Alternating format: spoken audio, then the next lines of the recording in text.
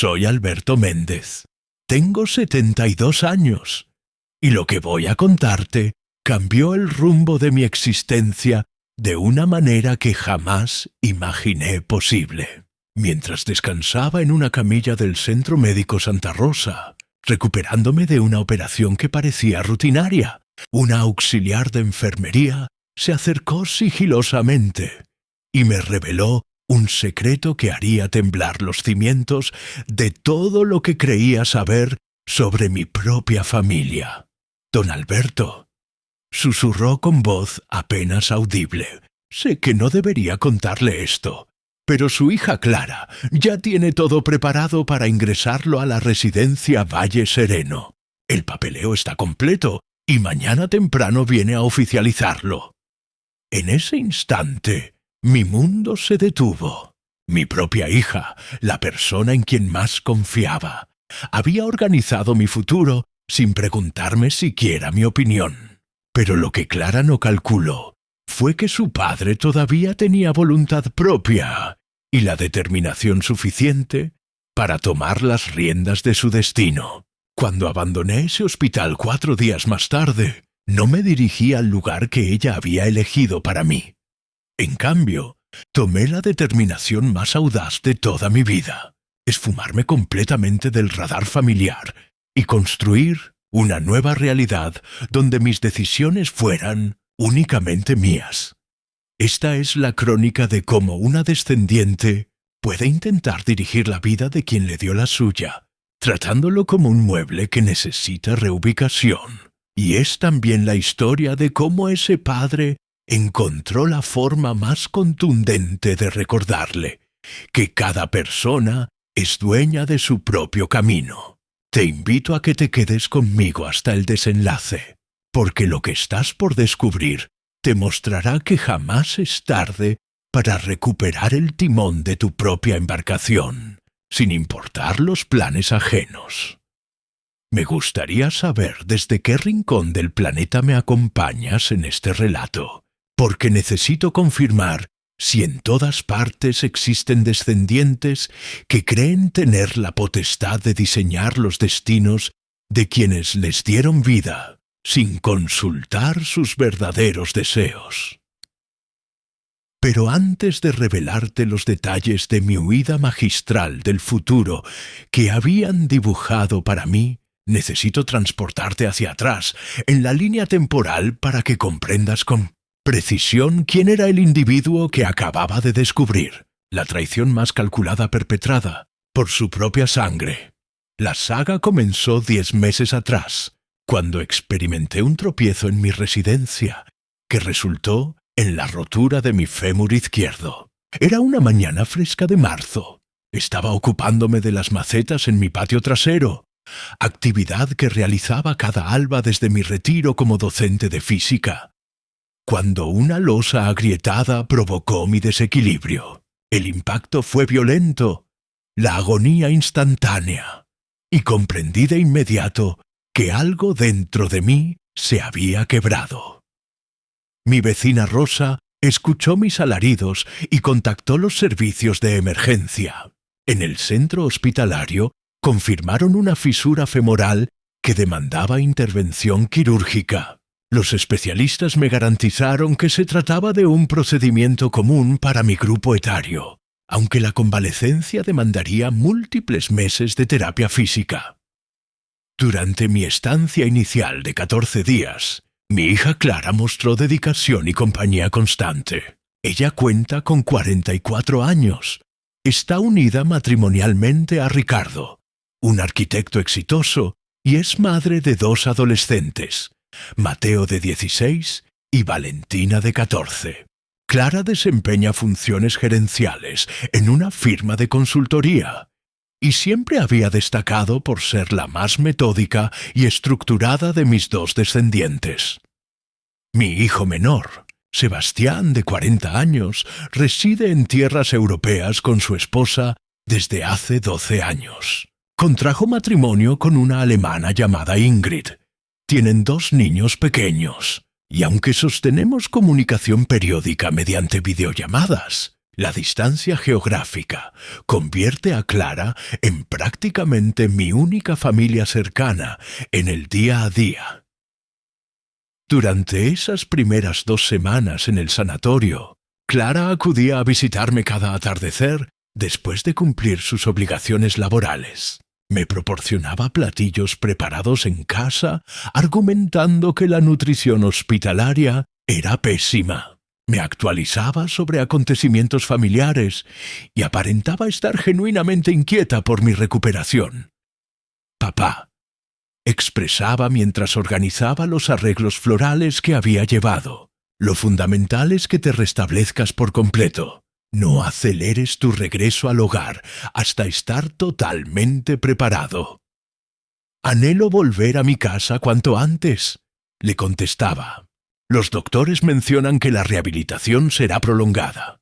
Efectivamente, pero puedo realizar la terapia física en casa con la asistencia de un profesional que acuda a domicilio.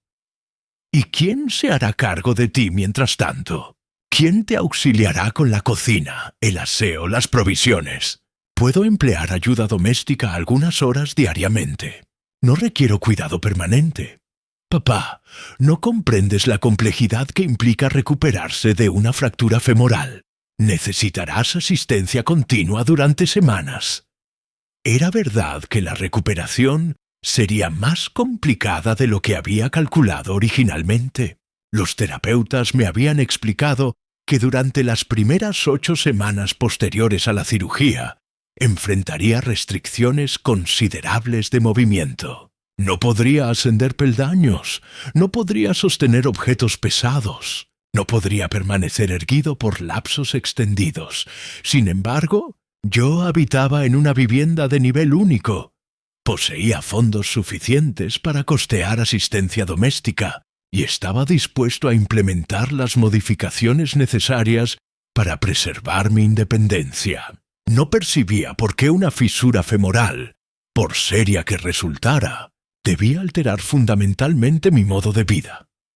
Clara, le expresé con firmeza, he transitado 72 años tomando mis propias determinaciones. No cesaré de hacerlo ahora por una fractura que sanará. Pero papá, a veces hay que ser pragmático respecto a las limitaciones.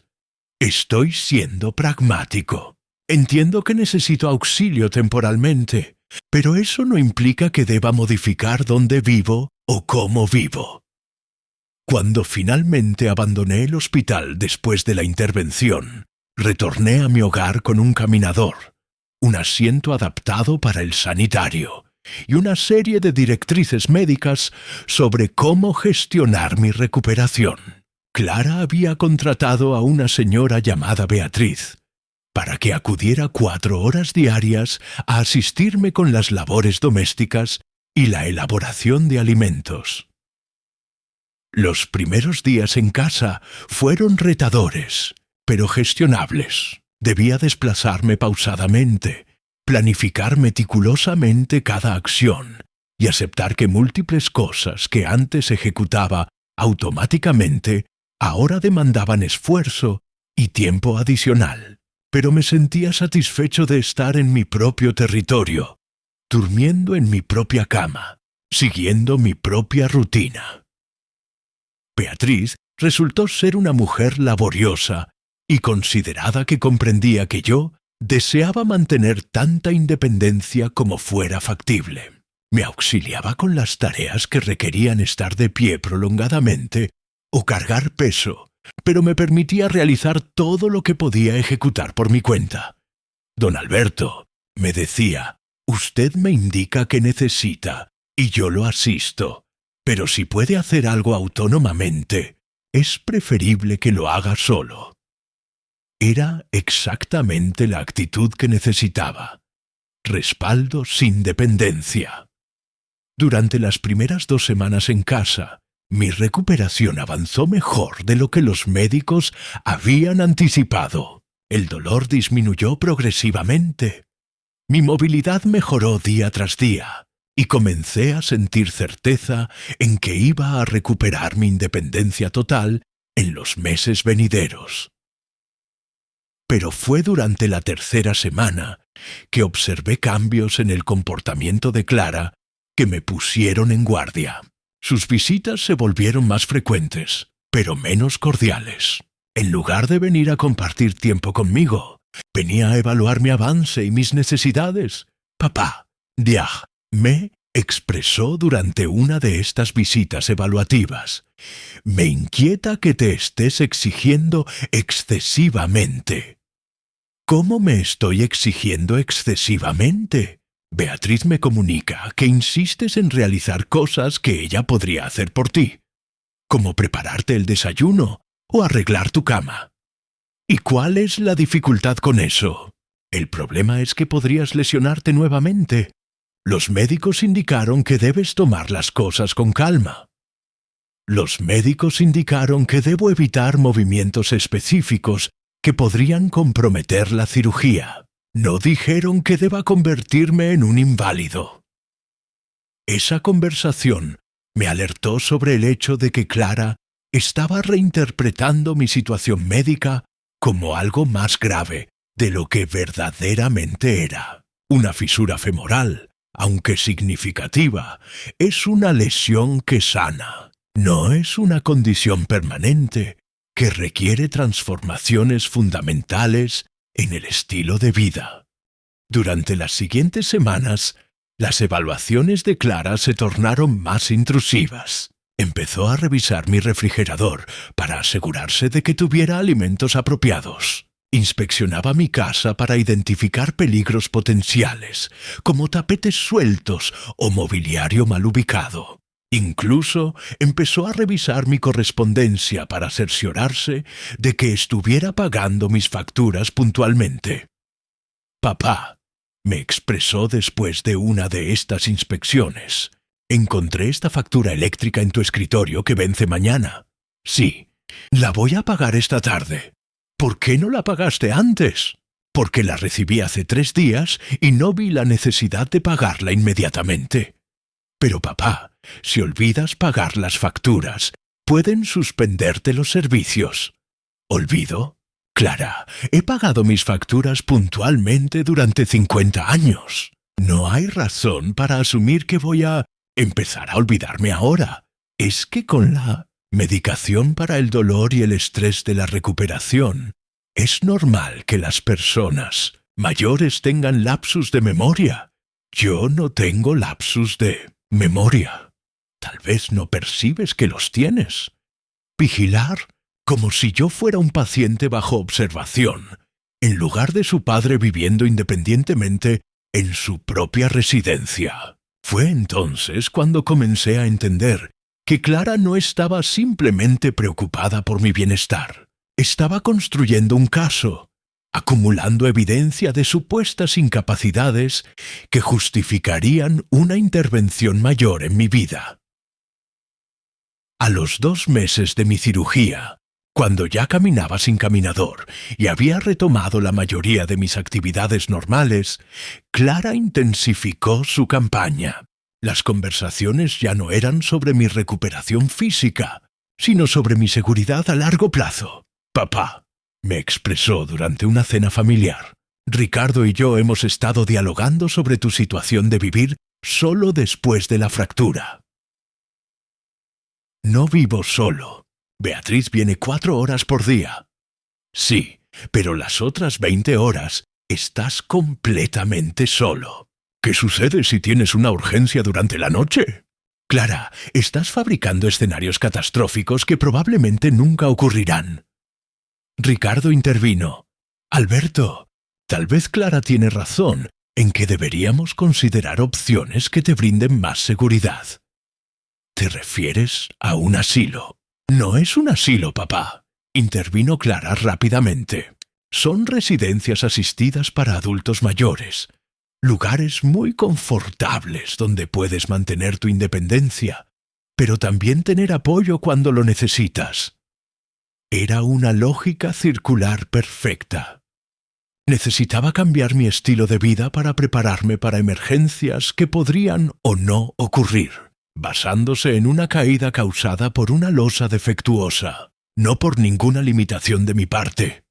Clara, Le expresé con toda la firmeza que pude reunir. No me voy a mudar a ninguna residencia asistida. Estoy perfectamente capaz de vivir en mi propia casa. La conversación terminó con tensión, pero yo pensé que había dejado clara mi posición. Sin embargo, durante los siguientes meses, las presiones familiares no disminuyeron. Se volvieron más sutiles, pero más constantes y coordinadas. Clara empezó a traerme folletos de residencias. Ricardo empezó a mencionar conocidos cuyos padres habían hecho transiciones positivas. Incluso mis nietos empezaron a hacer comentarios sobre lo agradable que sería si el abuelo viviera en un lugar con más personas de su edad. Era evidente que Clara había preparado a toda la familia para participar en una campaña de persuasión coordinada. Me sentía como si estuviera siendo rodeado lentamente. 8 meses después de mi cirugía, Clara programó lo que describió como una consulta de seguimiento con mi médico traumatólogo. Cuando llegamos al consultorio del doctor Fernández, inmediatamente me di cuenta de que la consulta había sido preparada con un propósito específico. Clara había estado dialogando con el doctor antes de que yo llegara.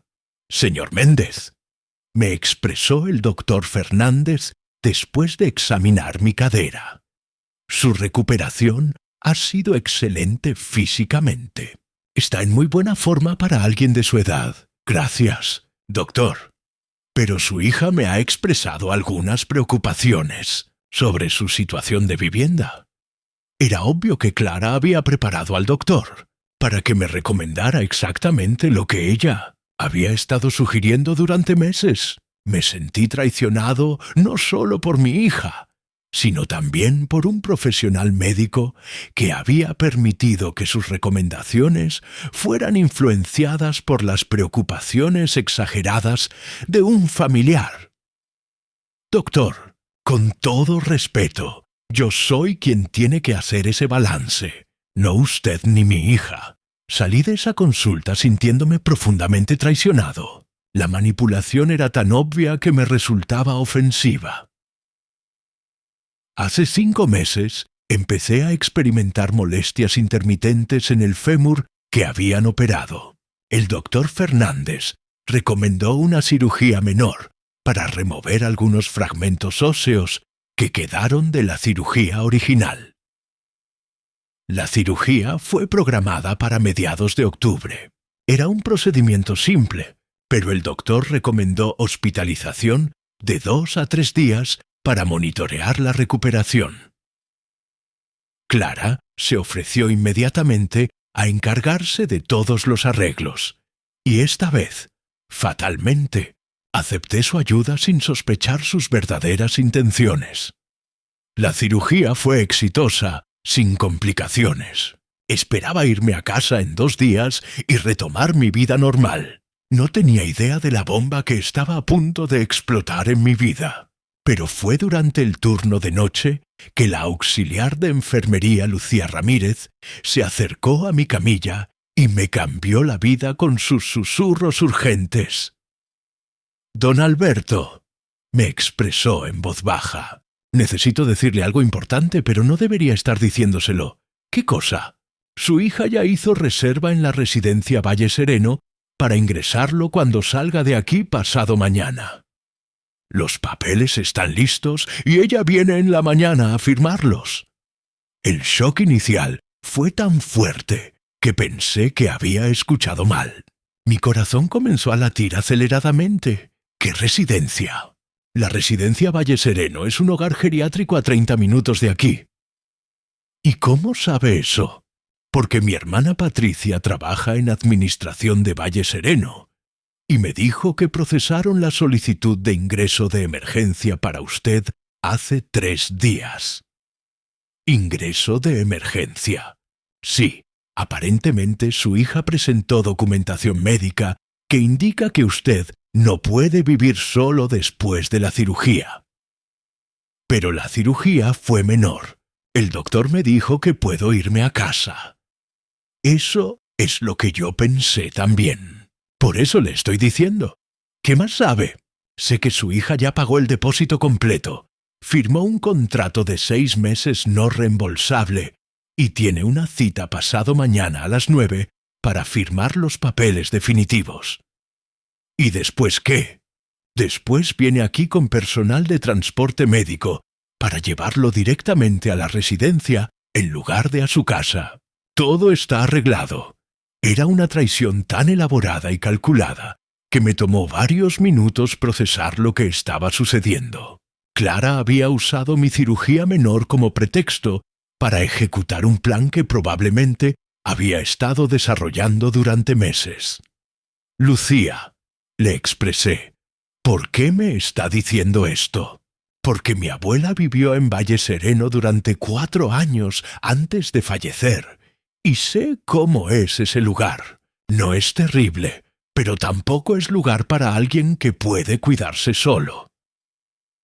¿Y qué tipo de lugar es? Es un hogar geriátrico básico, habitaciones compartidas, horarios fijos para todo, personal limitado. No es para gente que todavía tiene opciones. ¿Y por qué cree que mi hija me quiere poner ahí? No lo sé, señor, pero sé que una vez que firme los papeles y entre ahí, va a ser muy difícil salir. ¿Qué quiere decir? Una vez que esté registrado como residente, necesita autorización médica y familiar para irse. Y si su hija es quien lo internó, ella tiene que estar de acuerdo con que se vaya. Era una trampa perfecta. Clara había esperado hasta tenerme vulnerable en un hospital para ejecutar un plan que me convertiría en prisionero de una institución que yo nunca había elegido. Lucía, ¿qué me aconseja que haga? Depende de si quiere ir a la residencia o no. No quiero ir. Entonces tiene que irse de aquí antes de que su hija venga pasado mañana en la mañana. Puedo irme por mi cuenta. Técnicamente sí, si el doctor ya le dio el alta médica. Pero tendría que irse sin que su hija se entere. ¿Y cómo hago eso? Tendría que irse muy temprano en la mañana, antes de las 7:30, que es cuando llega el personal administrativo. Esa noche no dormí nada, planeando mi escape del futuro que Clara había diseñado para mí. Por primera vez en meses tenía claridad absoluta sobre lo que tenía que hacer, tomar control total de mi vida antes de que alguien más pudiera tomar decisiones por mí. A las 5:30 de la mañana del día programado, me vestí silenciosamente y abandoné mi habitación. La enfermera de turno estaba ocupada y pude llegar al vestíbulo sin ser detectado. Solicité un taxi desde el teléfono público y esperé afuera hasta que llegó. ¿A dónde va?, me preguntó el conductor. Por un momento estuve tentado de decir a casa, pero me di cuenta de que ir a casa sería lo primero que Clara esperaría. Necesitaba tiempo y espacio para planificar sin interferencia. Al Hotel Mirador del Parque, le expresé. En el hotel me registré bajo mi nombre real, pero solicité que no transfirieran llamadas sin mi autorización. Necesitaba controlar quién podía contactarme. Durante las siguientes horas, mientras procesaba todo, tomé la decisión más radical de mis 72 años. Iba a desaparecer de la vida de mi familia para empezar una nueva existencia donde nadie pudiera tomar decisiones por mí. No era una decisión emocional basada en ira, era una decisión práctica basada en autopreservación. Clara había demostrado que era capaz de usar mi vulnerabilidad médica para ejecutar planes que cambiarían mi vida permanentemente sin mi consentimiento. Si regresaba a mi casa, ella simplemente esperaría la próxima oportunidad para intentar otra vez. La única manera de mantener mi autonomía era removerme completamente de su alcance. A las 9 de la mañana, cuando sabía que Clara estaría en Valle Sereno esperando firmar papeles, contacté a mi banco para hacer arreglos financieros. Urgentes, necesito transferir la mayoría. De mis ahorros a una cuenta nueva en un banco diferente, le expresé al gerente. Durante las siguientes 2 horas, transferí el 80% de mis ahorros a una cuenta nueva.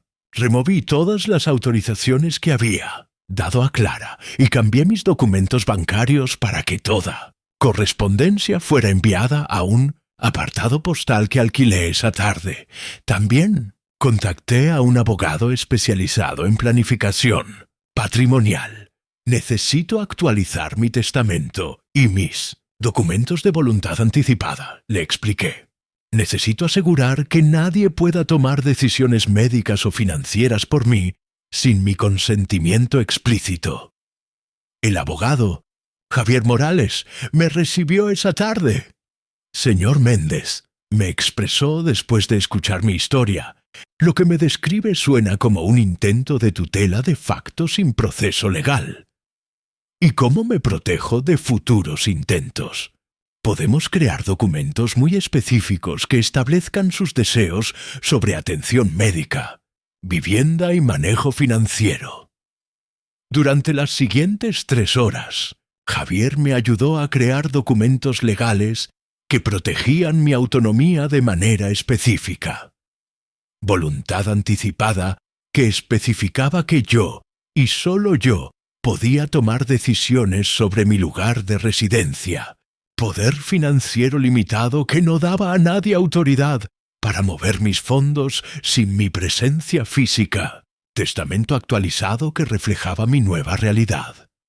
Estos documentos lo protegen legalmente, me expresó Javier, pero también debe considerar las implicaciones emocionales y familiares. He considerado las consecuencias durante meses. Las consecuencias de mantener contacto con mi familia son peores que las consecuencias de cortarlo. Era una decisión dura, pero necesaria. Esa noche, en mi habitación de hotel, escribí 3 cartas que cambiarían mi relación con mi familia para siempre. La primera era para Clara. Clara, para cuando leas esta carta, ya habré desaparecido de tu vida permanentemente. Descubrí tus planes de internarme en Valle Sereno sin mi consentimiento y decidí que es hora de tomar control total de mi vida. No me busques, no intentes contactarme, no involucres a la policía. Estoy tomando esta decisión como adulto competente que soy. Tu traición de confianza ha terminado nuestra relación para siempre. Alberto. La segunda era para Sebastián. Sebastián, tu hermana intentó internarme en un asilo sin mi consentimiento. Como resultado, he decidido cortar contacto con la familia y empezar una nueva vida donde nadie pueda tomar decisiones por mí. No estoy molesto contigo, pero tampoco puedo mantener contacto porque eso le daría a Clara maneras de encontrarme. Espero que entiendas que a veces un hombre tiene que elegir entre su familia y su libertad. Yo elegí mi libertad.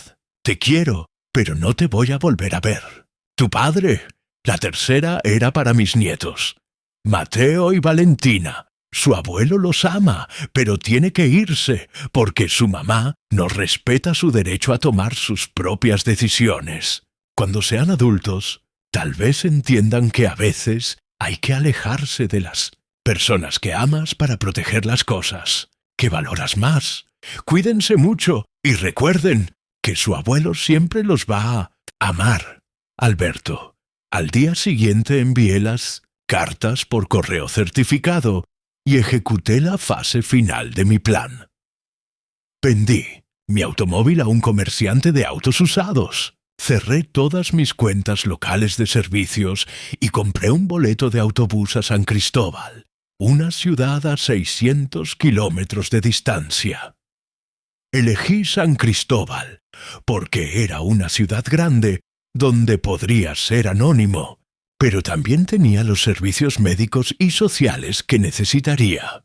No conocía a nadie ahí, lo cual era perfecto. Durante el viaje, reflexioné sobre mi decisión. Era posible que fuera la más drástica de mi vida, pero también me sentía más libre de lo que me había sentido en meses. Por primera vez desde mi fractura, tenía control total sobre mi futuro. Cuando llegué a San Cristóbal, alquilé un departamento pequeño en un barrio tranquilo cerca del centro. Era modesto pero cómodo, perfecto para un hombre que quería vivir una vida simple, sin interferencias. Durante las siguientes semanas, establecí una nueva rutina. Encontré un médico local para mis chequeos regulares. Me registré en la biblioteca municipal. Empecé a explorar actividades sociales disponibles para adultos mayores. También cambié mi número de teléfono y mi dirección de correo electrónico, asegurándome de que Clara no pudiera rastrearme. Era como empezar una vida completamente nueva a los 72 años. Un mes después, mientras leía en un café, vi un artículo sobre la importancia de respetar la autonomía de los adultos mayores. La infantilización de los adultos mayores, decía, es una forma de abuso que a menudo pasa desapercibida, porque viene disfrazada de preocupación y amor. Era exactamente lo que había experimentado. Con Clara, su preocupación había sido realmente un intento de controlar mi vida según sus propias ansiedades. 4 meses después de mi desaparición, recibí una llamada de Sebastián, que había contratado un investigador privado para encontrarme. «Papá, ¿estás bien?» «Estoy perfectamente bien. Clara está desesperada. Clara sabe exactamente por qué me fui. ¿Puedo visitarte?» «No, porque eso le daría a Clara información sobre mi ubicación». La conversación terminó con Sebastián frustrado, pero entendiendo que yo había tomado una decisión irrevocable. 8 meses después, había establecido una vida completamente nueva. Tenía un círculo pequeño de amigos. Tenía rutinas que disfrutaba. Tenía la paz mental que viene de saber que nadie puede tomar decisiones por ti sin tu consentimiento. Me uní a un club de ajedrez. Empecé a tomar clases de acuarela. Incluso comencé a hacer trabajo voluntario en una biblioteca, ayudando a otros adultos mayores a usar computadoras. «Alberto», me expresó un día Ernesto, un amigo del club de ajedrez. «¿Tienes familia?» «Tenía familia», le respondí. «Ahora tengo libertad». ¿Qué sucedió? Mi hija decidió que podía planificar mi vida mejor de lo que yo podía. Yo decidí que estaba equivocada. Era cierto. Durante meses había estado tratando de mantener una relación con una hija que no respetaba mi autonomía. Alejarme no había sido perder algo real. Había sido dejar de fingir que algo real existía. Ahora, 2 años después de mi escape del hospital y mi desaparición, puedo afirmar que fue la mejor decisión de mis 74 años de vida. Vivo en un departamento que elegí, en una ciudad que elegí, con una rutina que diseñé, rodeado de personas que me conocieron como el hombre que soy ahora, no como el padre vulnerable que era antes. Extraño a mis nietos. Por supuesto, ¿extraño los buenos momentos con Clara? Sí, pero extrañaría más la libertad que habría perdido si hubiera permitido que me internara contra mi voluntad.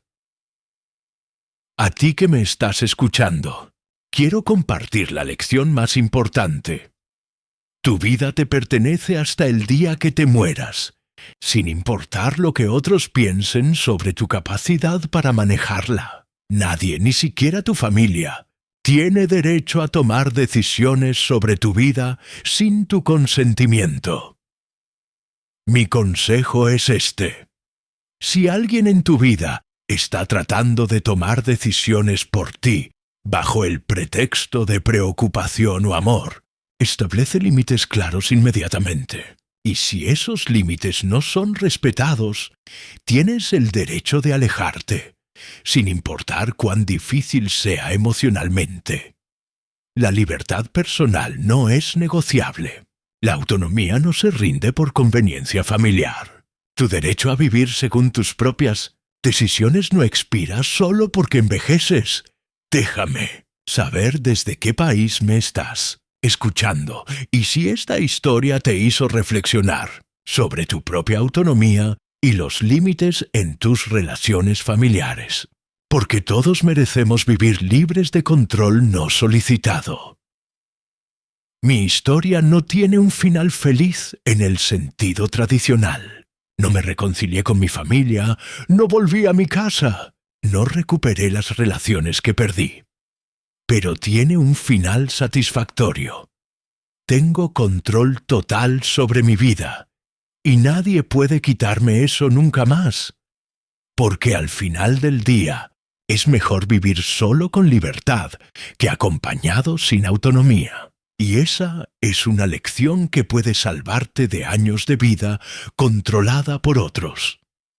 La autonomía es el regalo más precioso que podemos darnos, especialmente en los años dorados de nuestra vida. No permitas que nadie te convenza de que envejecer significa renunciar a tu derecho de decidir. Tu vida es tuya, y solo tuya, hasta el último aliento. Nunca olvides eso.